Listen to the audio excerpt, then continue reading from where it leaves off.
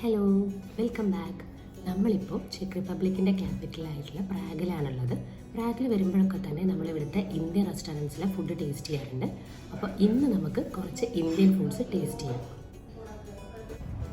ഇത്തവണ പ്രാഗിൽ വന്നപ്പോൾ 2 ദിവസം നമ്മൾ ബ്രഞ്ച് കഴിച്ചത് ഇൻ ഡെലീഷ്യസ് എന്ന് പറയുന്ന ഈ റെസ്റ്റോറൻറ്റിൽ നിന്നാണ് കേട്ടോ. സ്ട്രീറ്റ് നെയിം ഒക്കെ ഞാൻ പറഞ്ഞാൽ കറക്റ്റ് ആവുമെന്ന് ഉറപ്പില്ലാത്തതുകൊണ്ട് അതൊക്കെ ഞാൻ ഡിസ്ക്രിപ്ഷൻ ബോക്സിൽ കൊടുത്തേക്കാം.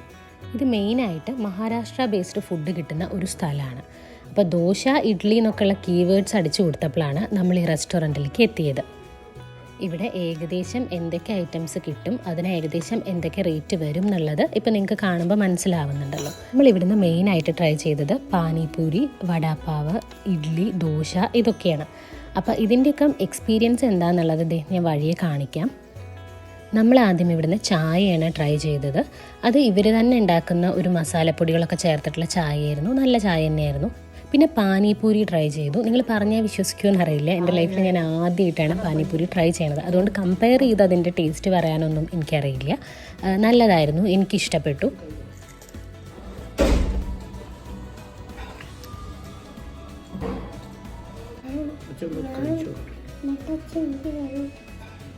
ഒരു മിനിറ്റ് 20 ആദ്യം അറിയണം.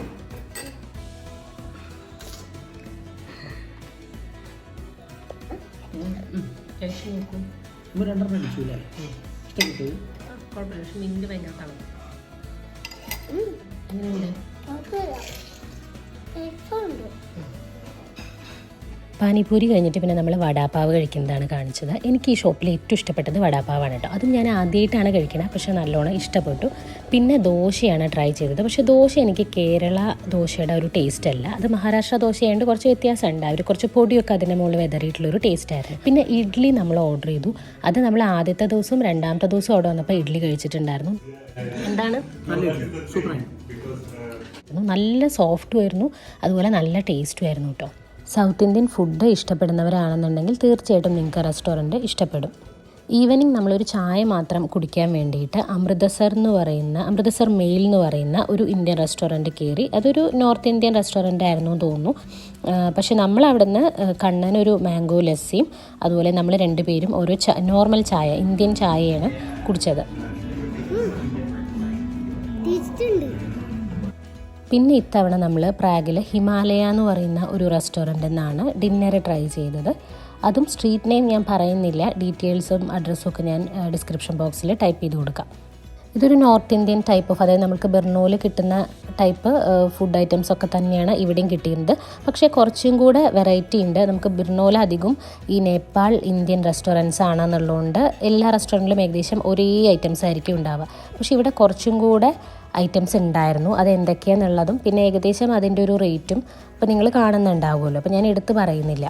എന്നെ അത്ഭുതപ്പെടുത്തിയ ഒരു കാര്യം എന്ന് പറഞ്ഞിട്ടുണ്ടെങ്കിൽ ഇവിടെ മീറ്റ് കിട്ടും കേട്ടോ.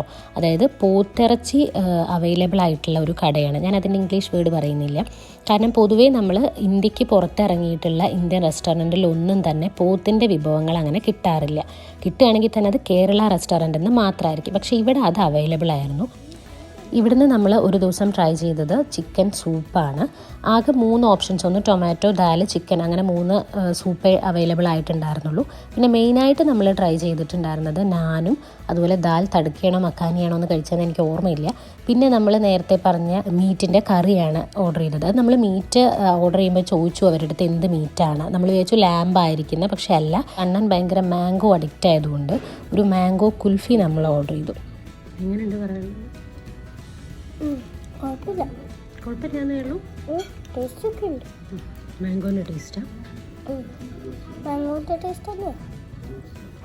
ഹലോ, എന്തായാലും പ്രാഗ് വരെ വന്ന സ്ഥിതിക്ക് ഇവിടെ ബെർണോനെ അപേക്ഷിച്ച് കുറച്ചും കൂടെ നമുക്ക് ഇന്ത്യൻ ഗ്രോസറീസും സാധനങ്ങളൊക്കെ അവൈലബിൾ ആണ്. അപ്പോൾ സ്വാഗതം എന്ന് പറയുന്ന ഒരു ഷോപ്പിൽ ഇന്ത്യൻ ഗ്രോസറീസ് നോക്കാൻ വേണ്ടി വന്നിരിക്കുകയാണ്. ഇന്ത്യൻ ഗ്രോസറീസ് നമുക്ക് അവൈലബിൾ ആയിട്ടുള്ള ദൂക്കാൻ, സ്വാഗത് എന്നൊക്കെ പറഞ്ഞിട്ടുള്ള കുറച്ച് ഷോപ്സ് പ്രാഗിലുണ്ട്. അപ്പോൾ ദൂക്കാനിൽ പോകണം നമ്മൾ പ്ലാൻ ചെയ്തിരുന്നെങ്കിലും നമ്മൾ താമസിക്കുന്ന സ്ഥലത്ത് നിന്ന് കുറച്ച് ദൂരെ ആയതുകൊണ്ട് നമുക്ക് പോകാൻ സാധിച്ചില്ല. അപ്പോൾ സ്വാഗതിലാണ് നമ്മൾ വന്നിരിക്കുന്നത്. ഓരോ സാധനങ്ങളുടെയും റേറ്റാണ് അതിൻ്റെ താഴെ എഴുതി വെച്ചിരിക്കുന്നത് കേട്ടോ.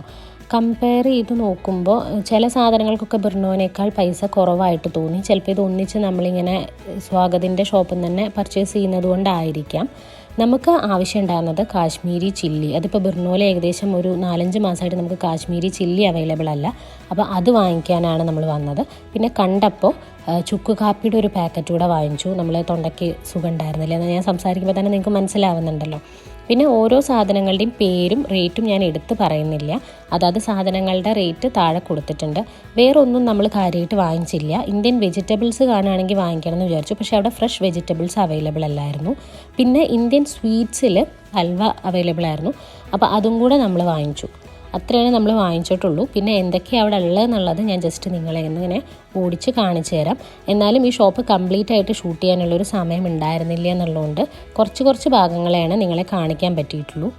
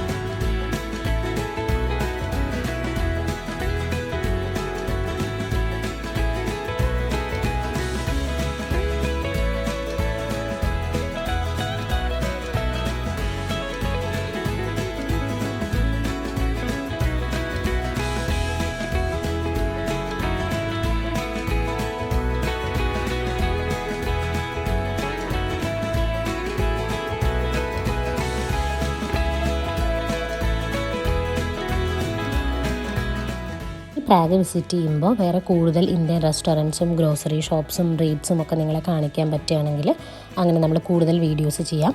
അപ്പോൾ ഈ വീഡിയോ ഇഷ്ടമായിട്ടുണ്ടെന്നുണ്ടെങ്കിൽ ലൈക്ക് ചെയ്യണം, ഷെയർ ചെയ്യണം. അതുപോലെ നമ്മുടെ ചാനൽ ഇതുവരെ സബ്സ്ക്രൈബ് ചെയ്തിട്ടില്ല എന്നുണ്ടെങ്കിൽ സബ്സ്ക്രൈബ് ചെയ്യണം. അപ്പോൾ കൂടുതൽ വിശേഷങ്ങളുമായിട്ട് നമുക്ക് അടുത്ത വീഡിയോയിൽ കാണാം. Bye bye.